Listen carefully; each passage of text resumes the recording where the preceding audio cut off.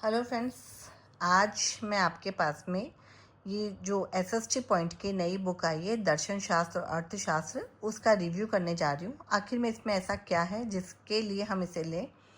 सबसे मुख्य बात तो है कि ये जो भी नया सिलेबस है उसके अकॉर्डिंग जो सिलेबस बना है उसके अनुसार है, थ्योरी है। अब हम बात करते हैं इसके प्राइस की, जो वो हम थोड़ी देर बाद में बात करेंगे। पहले इसके अंदर इनकी टॉपिक्स के ऊपर बात कर लें। जो भी नए टॉपिक्स जुड़े हैं, आर्थिक समृद्धि और आर्थिक विकास इसके अंदर इंक्लूड किया गया है। इसके बाद में अगर मैं बात करूं, आर्थिक सुधार इसमें इंक्लूड है, मानव विकास और उसमें नया अपडेट इसमें इंक्लूड है, और साथ में इसमें दर्शन शास्त्र और दिया गया है। इन शॉर्ट इकोनॉमिक्स के ही किताब के साथ में आपको दर्शन शास्त्र का मैटर, यानी दोनों का मैटर किसी भी एक बुक की प्राइस में मिल रहा है, जो काफ़ी बेनिफिट दे रहा है आपको। फॉन्ट साइज़ इसकी बहुत कंफर्टेबल है कि अगर हम देखें, ये एक पुराना पेपर डाला हुआ है स्टार्टिंग में, और इसके बाद में अगर जहाँ से चैप्टर शुरू हो रहा है हम अगर वहाँ पे जाकर बात करें तो इस बुक की सबसे अच्छी चीज़ है वो है इसकी फॉन्ट साइज़। आप इसे देखिए, आप इजीली इनको पढ़ पा रहे हैं। जैसे और किताबों में छोटा लिखा होता है तो कहीं ना कहीं पढ़ने में परेशानी होती है, यहाँ पे बड़ा लिखा हुआ है और हर जगह हर चीज़ को तुलनात्मक रूप से रखा हुआ है कि संबंधित वस्तु क्या है, असंबंधित वस्तु क्या है, क्योंकि यहाँ से प्रश्न आ रहे हैं, बच्चा कंफ्यूज हो रहा है। तो इनके साथ में अपन इसमें आगे चल रहे हैं। बहुत ही डायग्राम के थ्रू इस चीज़ को समझाया गया है। और अगर मैं इसके अंदर करंट अपडेट को लेके बात करूं बाद में, ओके यहाँ पे एक चीज़ और है कि हर चैप्टर के बाद में PYQ डाले हुए हैं, यानी जो भी पुराने एग्जाम में आए हुए क्वेश्चंस हैं वो इसमें डाले हुए हैं, जो कि बहुत अच्छी बात है।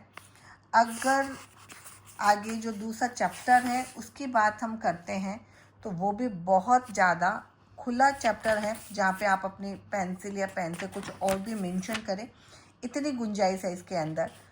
सबसे बड़ी चीज़ है जो अभी तक किसी भी मार्केट की बुक में आपको देखने को नहीं मिलेगी, वो है कि वर्ष 2022-23 के आधार पर जो चेंज किया गया है ना अभी, जैसे राष्ट्रीय आय हो या मुद्रास्फीति हो, जो उनके आधार वर्षों को चेंज किया गया है, कितना किसको वेटेज दिया गया है, वार्षिक GDP का अनुमान और किस तरीके से दरें निकाली जाएगी, ये इसके अंदर डाली गई है, जो मेरी नज़र में बहुत ज़्यादा महत्वपूर्ण है। और वही बाद में PYQ है इसकी। आर्थिक विकास और समृद्धि फिर से तुलनात्मक रूप से आपको चैप्टर समझाया हुआ है, ये भी एक बहुत अच्छी इसके अंदर है चीज़। बैंकिंग सेक्टर की मैं बात करूं तो एक बड़ा सारा चैप्टर है, काफ़ी कुछ चीज़ें इसमें ली गई है, सारणी के माध्यम से हर बात को समझाया हुआ है। और जो भी बोल रहे थे कि PDF दो डेमो, तो मेरे अंदाजे से आप यहाँ पे देख पा रहे होंगे ये क्या है। हर चीज़ को तुलनात्मक रूप से जब हम कोई काम कर देते हैं ना तो वो याद रखने में भी बेनिफिट होता है। इस तरीके से यहाँ पे ये बुक है, और बैंक वाला पोर्शन काफ़ी अच्छा है इसका।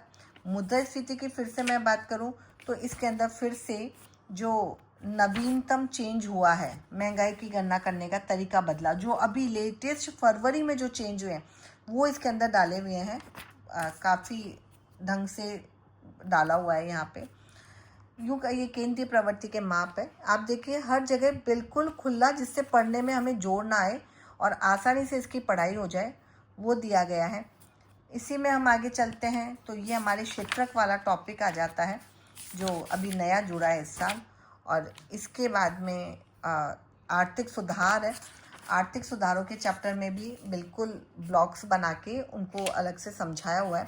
काफ़ी विस्तृत टॉपिक है, एक एक दो दो पेज का नहीं है, क्योंकि ये विस्तृत इसलिए भी लग रहे हैं क्योंकि फॉन्ट थोड़ा सा बड़ा है, कंफर्टेबल आप रहे इसके हिसाब से है। सटीक रणनीति के साथ में मैटर दिया गया है कि कम मैटर में ज़्यादा से ज़्यादा आप कैसे याद कर पाएंगे। निर्धनता बेरोजगारी में भी आपके जो निर्धनता के लेटेस्ट अपडेट है, जो मैं आपको बता दूं बहुत कम किताबों में देखने को मिल रहा है। MPI के नए लेटेस्ट वो है डेटा जो इसके अंदर डाले गए हैं, योजनाएं भी डाली गई है। मानव विकास के साथ में आपके जो भी सूचकांक है, खुशहाली सूचकांक या ये जो भी लेटेस्ट है, उनको इसके अंदर डाल दिया गया, जो भी लास्ट अपडेट था उसके साथ में डाला गया। और सबसे अच्छी चीज़ जो इसमें मुझे लग रही है वो डाली गई है, योजनाओं के बाद में आपके डाली गई है आर्थिक समीक्षा। ये आर्थिक समीक्षा 2025-26 का समावेश किया गया है पूर्ण रूप से, और साथ में जहाँ से कृषि और ये अपना फर्स्ट जो पेपर है उसके लिए भी विदेशी व्यापार हुआ, FDI हुआ, ये थोड़ा सा इम्पोर्टेंट है। और राजस्थान की आर्थिक समीक्षा का भी इसमें पेज डाले हुए हैं जो हमारे लिए काफ़ी यूज़फुल है। यहाँ इस पेज से आपको देखने को मिलेगा, एग्जाम में क्वेश्चन इजीली देखने को मिलेंगे। दर्शन शास्त्र एक छोटा सा सब्जेक्ट है आपका, जिसके लगभग 77 पेज में इसको डाला गया है। पूरा विस्तारित रूप से आपको समझाया गया है, चार्ट वगैरह का पूरा यूज़ किया गया है, वही तुलनात्मक रूप से अध्ययन कराया गया है। यूनिट वाइज यहाँ पे सारे टॉपिक्स डाले गए हैं आपके पास में। पढ़ने में बोरियत ना होगी तो ही हम उस बुक को पढ़ सकते हैं, उस चीज़ का पूरा ध्यान रखा गया है, क्योंकि जब तक किताब आपको सपोर्ट नहीं करेगी आपको याद नहीं होगा। और इसके बाद में फिर वही हर चैप्टर यानी हर यूनिट के बाद में शॉर्ट नोट्स डाले गए हैं इसमें फिलॉसफी में, यानी सार इसके अंदर डाल दिया गया है। अगर क्वेश्चंस की मैं बात करूं तो मुझे लगता है इन सार में से ही क्वेश्चंस आ जाएंगे। महत्वपूर्ण तथ्य और क्वेश्चन आंसर फिर से यहाँ पे महत्वपूर्ण तथ्य डाल दिए गए हैं। आप अगर देखेंगे इनको तो महत्वपूर्ण तथ्य है, इधर शॉर्ट नोट्स है, फिर महत्वपूर्ण तथ्य डाला गया है और फिर आपके बाद में अभ्यास प्रश्न डाले गए।